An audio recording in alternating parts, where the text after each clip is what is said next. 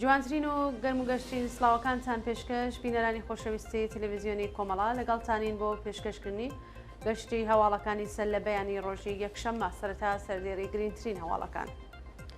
بەڕێوەچوونی مەراسمی ڕێزلێنان لە یادی مەنسوور کەریمیان لە سنە، کۆبوونەوەی بنەماڵەی دادخوازان لەسەر مەزاری عێرفان خەزایی، درێژەی مانگرتن لە خواردنی محەممەد جعفەر محەممەدی لە گرتوخانەی سنە، گواستنەوەی سەیوان ئیبراهیمی بۆ زیندانی سنە، چالاکی هێزەکانی سووریەی دموکراتیک دژ بە سەربازانی تورکیا، ناڕزایەتی ژنانی زیندانی ئێڤیل لە کاتی سەردانی دەستگای قەزایی، داواکاری نەتەوەیەگرتوەکان بۆ ڕاگیرانی حکمی ئێعدام لە ئێران و شەرمەزارکردنی جنایەتەکانی ئیسرائیل لەلایەن پارلەمانی ئیسپانیا.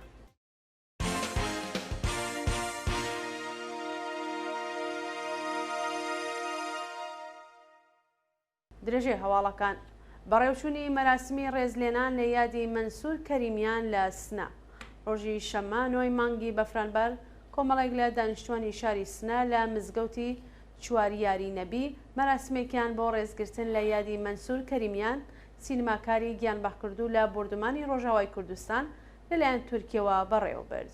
مەنسوور کەریمیان فیلمسازی خەڵکی سنە کە بۆ دروستکردنی فیلمێک سەردانی ڕۆژاوای کوردستانی کردبوو، ڕۆژی 2 بەفرانباری 1402 لە هێرشی پەهبادی تورکیا بۆ سەر شوێنی مانەوەی لە شاری دیرک گیانی بەخت کرد. لە ئێستادا تەرمەکەی گەیشتووەتە هەرێمی کوردستان و بڕیارە بگەڕێتەوە شاری سنە و لەوێ ئەسپەردەی خاک بکرێت. شایانی باسە کە مەنسوور کەریمیان فیلم بەرداری 2 فیلمی بەناوەکانی تاڤازی سوور و ئێڤینا کورد لە کارنامەکەیدا هەیە.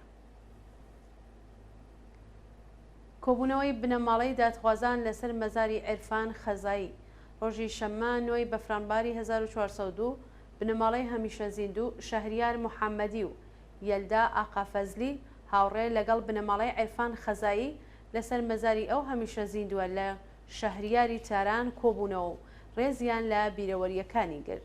عێرفان خەزایی گەنجێکی خەڵکی شاری کەنگاوەری سەر بە پارێزگای کرماشان بوو کە لە ڕەوتی شۆڕشی ژینە لە ڕێکەوتی سی خەرمانانی 1401 بە تەقەی ڕاستەوخۆی سەرکوتگەرانی ڕژیم لە شەهریاری تاران گیانی بەخت کرد. ڕۆژی شەممە بنەماڵەی ئەو هەمیشە زیندووە هاوڕێ لەگەڵ بنەماڵەی گیان بەخکردووان شەهریار محەممەدی و یەلدا ئاقافەزلی لەسەر مەزاری کۆبوونەوە و پەیمانیان لەگەڵ ئاواتەکانی نوێ کردەوە. درێژەی مانگرتن لە خواردنی محەممەد جعفەر محەممەدی لە گرتوخانەی سنە. محەممەد جعفەر محەممەدی تەمەن 55 ساڵ و باوکی 2 دەست بەسەرکراوی شۆڕشی ژینە لە شاری سنە لە ڕۆژی سێشەمە 5 بەفرانباری 1402 دژ بە هەڵسوکەوتی وەحشیانەی هێزەکانی ڕژیم دەستی داوەتە مانگرتن لە خواردن و گیانی لە مەترسی جددیدایە.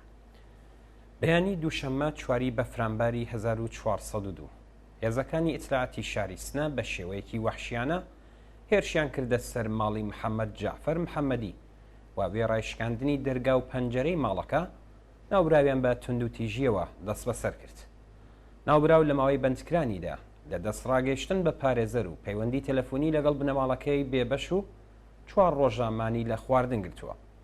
بە پێی زانیاریەکان محەممەد جعفەر بە دوای دەست بەسەرکردنی 2 کوڕی بەناوەکانی سیروان و مرتەزا لە سەردەمی شۆڕشی ژینە سکاڵای لە دژی هێزە ئینتیزامیەکان تۆمار کرد و ئەم بۆنەوە دەست بەسەر کراوە. گواستنەوەی سەیوان ئیبراهیمی بۆ زیندانی سنە، ڕۆژی شەممە 9 بەفرانباری 1402 سەیوان ئیبراهیمی مامۆستای زمانی کوردی و ئەندامی لیژنەی بەڕێوەبەری ئەنجومەنی فەرهەنگی کۆمەڵایەتی نۆژین دوای بانکران لەلایەن لەقی ئیجرای ئەحکامی دادگای سنە دەست بەسەر و بە مەبەستی تێپەڕکردنی 1 ساڵ بەندکران بۆ زیندانی ناوەندی ئەو شارە گوازرایەوە. مانگی سەرماوەزی ئەم ساڵ سەیوان ئیبراهیمی لەلایەن لەقیەکی دادگای ئینقلابی سنە بە تۆمەتی پێکهێنانی گروپ و دەستە بە مەبەستی تێکدانی ئاسایشی گشتی سزای 10 ساڵ زیندان و بە تۆمەتی چالاکی تەبلیغی دژی نظام سزای 1 ساڵ بەندکرانی بەسەردا سەپێنرا. ناوبراو مانگی گەلاوێژی ئەم ساڵ لە دۆسیەیەکی دیکەدا بە تۆمەتی تێکدانی ئاسایشی گشتی سزای 1 ساڵ بەندکران دوورخستنەوە و 40 قامچی بەسەردا سەپێنرا بوو. شانی باسە کە سزای 11 ساڵ بەندکرانی سەیوان لە دۆسیەیەکی دیکەدا لە دادگای پێداچوونەوە لەبەر دەستایە و لە ئەگەری پشڕاستکردنەوەی 10 ساڵ لەو سزایە جێبەجێ دەکرێت. ناڕوونی چارەنووسی ماشەڵڵا کەرەمی لە زیندانی قزل حیسار. ماشەڵڵا کەرەمی باوکی لە سێدارەدراو محەممەد مهدی کەرەمی و خەڵکی بیجار ڕۆژی سیویەکی گەلاوێژی 1402 لەلانی دارەی تڵعاتی کەرەج دەست بەسەر و چارەنووسی بە ناڕوونی ماوەتەوە. ماشەڵڵا کەرەمی لەلایەن دەستگای قەزایی ڕژیمەوە بە ئەندامبوون لە گروپی نایاسایی کۆبوونەوە بە مەبەستی تێکدانی ئاسایشی وڵات، تەبلیغ دژی نظام و بێڕێزی بە پیرۆزیەکان تۆمەتبار کراوە. ناوبراو یەکێکە لەو بنەماڵە دادخوازانەیە کە هەمیشە هەوڵی داوە یادی کوڕەکەی لە سەردەمی شۆڕش و لە سێدارەدانی زیندوو بهێڵێتەوە و بەردەوام هاوسۆزی لەگەڵ دادخوازانی دیکەی ئێران دەربڕیوە.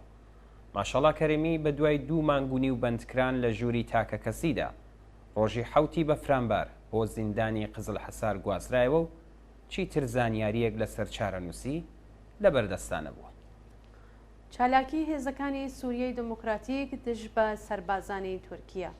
ڕۆژی شەمە 9 بەفرانباری 1402 هێزەکانی سووریای دموکراتیک لە ڕۆژاوای کوردستان لە وەڵامی هێرشەکانی دەوڵەتی تورکیا چالاکیان لە دژی بنکە نیزامیەکانی تورکیا ئەنجامدا. بە پێی راپۆرتەکان لە ئەنجامی ئەو هێرشەدا 8 سەربازی تورکیا و 6 بەکرێگیراوی ئیسلامگەرای تەحریری شام کوژران و چەند کەسی دیکەیش بریندار بوون. جێگەی ئاماژەیە کە ئەرتشی تورکیا لە ڕۆژانی ڕابردوو هێرشی کردبووە سەر ژێرخانە خزمەتگوزاریەکان لە ڕۆژاوای کوردستان و بەهۆیەوە 8 کەس گیانیان لەدەستا و 18 کەسی دیکەیش بریندار بوون. ئیدامەی مانگرتنی کرێکارانی گروپی ملی فولادی ئەهواز. کرێکارانی گروپی ملی فولادی ئەهواز ڕۆژی شەمە 9 مانگی بەفرانبار بۆ 8مین ڕۆژی بەردەوام لە ناڕزایەتی بە جێبەجێنەکردنی داخوازیەکانیان درێژیان بە مانگرتندا و لە ناوەندی شرکەت کۆبوونەوە. کرێکارانی گروپی ملی فولادی ئەهواز ماوەی 8 ڕۆژە دژ بە بێکارکردنی 38 هاوکاریان دەستیان لە کار کێشایە و داوای گەڕانەوەی کرێکارانی لەسەر کار دەرکراو بۆ سەر کارەکانیان دەکەن. کرێکارانی فولادی ئەهواز هەروەها خوازیاری بەکردەوە دەرهاتنی گەڵاڵەی ڕێزبەندی پیشەکان هاوسانسازی حەقدەستەکانیان لەگەڵ کرێکارانی دیکەی فولاد لە ئێران دەست لە کارکێشانەوەی بەڕێوەبەرانی شرکەت و بەشداری کرێکاران لە بەڕێوەبردنی کاروباری کارخانە بوون. ناڕزایەتی ژنانی زیندانی ئێڤین لە کاتی سەردانی دەستگای قەزایی. ڕۆژی چوارشەممە 6 بەفرانباری 1402 ژمارەیەک لە دادوەرەکانی دەستگای قەزایی ڕژیم سەردانی زیندانی ئێڤینیان کردو. بەندکراوانی سیاسی ژن با وتنەوەی دروشم ناڕزایەتی خۆیان لە ئاست سەرکوزگەریەکانی کۆماری ئیسلامی نیشاندا. بەپێی زانیاریەکان بەندکراوانی سیاسی ژن لە کاتی سەردانی لێژنەی قەزایی ڕژیم دروشمەکانی مەرگ بۆ دیکتاتۆر ژن ژیان ئازادیان بەرز کردوتەوە و سرودی شۆڕش هێرانەیان خوێندووە. ناڕازیان لە پشت دەرگای بەستراوی زینداندا ڕایانگەیاند کۆبوونەوەی ئەوان بە بۆنەی بەدواداچوون بۆ پەروەندەکانی خۆیان نییە بەڵکو لە ناڕزایەتی بە سەرکوتگەریەکانی دەستگای قەزاییە. ژنانی بەندکرا و هەروەها خوازیاری هەڵوەشانەوەی حکمی ئیعدامی مجاهد کورکور و ڕەزا ڕەسایی بوون. شانی باسە کە بە دوای ئەو ناڕزایەتیە بەرپرسانی زیندان بەندکراوانیان لە پەیوەندی تەلەفۆنی و چاوپێکەوتن لەگەڵ بنەماڵەکانیان بێبەش کردووە. مانگرتنی بەردەوامی زێرفرۆشان لە چەند شاری ئێران. ڕۆژی شەمە 9 بەفرانباری 1402 زێرفرۆشان لە چەند شاری ئێران بۆ چەندمین ڕۆژی بەردەوام لا ناڕزایەتی بە زیادکردنی باج لە سەریان دوکانەکانیان نەکردەوە درێژەیان بە مانگرتندا. بە پێ راپۆرتەکان زێرفرۆشانی شارەکانی تاران، تەورێز، ئسفەهان، کاشان، عێراق، قۆم، مەشهەد، مەلایر، هەمەدان، یەزد، ساری و ئەردەبیل پەیوەست بەو مانگرتنە گشتیە بوون. بازاڕیانی ناڕازی خوازیاری کەمکردنەوەی باج بوون و ڕایانگەیان تا ئەو کاتەی بڕیاری دەوڵەت بۆ زیادکردنی باج لەسەر مامەڵەکانیان هەڵنەوەشێتەوە دوکانەکانیان ناکەنەوە. داواکاری نەتەوەی گرتووەکان بۆ ڕاگیرانی حکمی ئێعدام لە ئێران.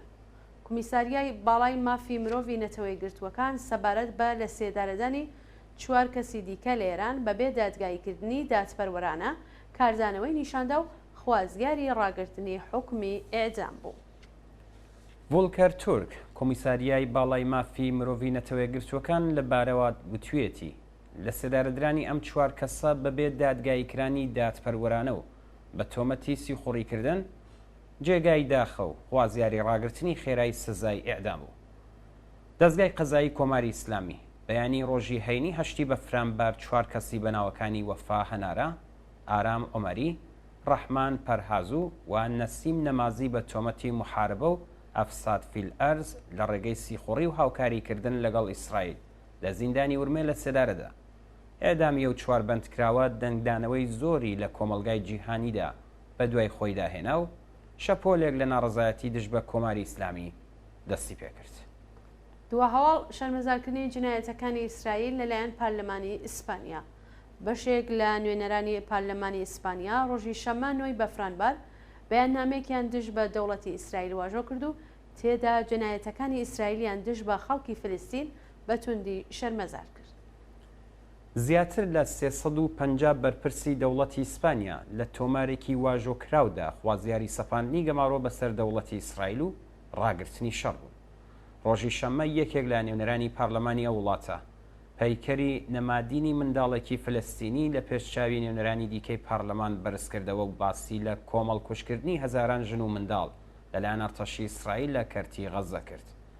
واژۆکارانی ئەو تۆمارە هەروەها خوازیاری ڕاگررتنی فرۆشتنی چەک و چۆڵ بە ئیسرائیل و سەرمایە گوزاری لە وڵاتەوە. بینەرانی خۆشەوی سەواڵەکانتان پێشکەشکرا، کاتێکی خۆش بۆ هەموو لایەکتان.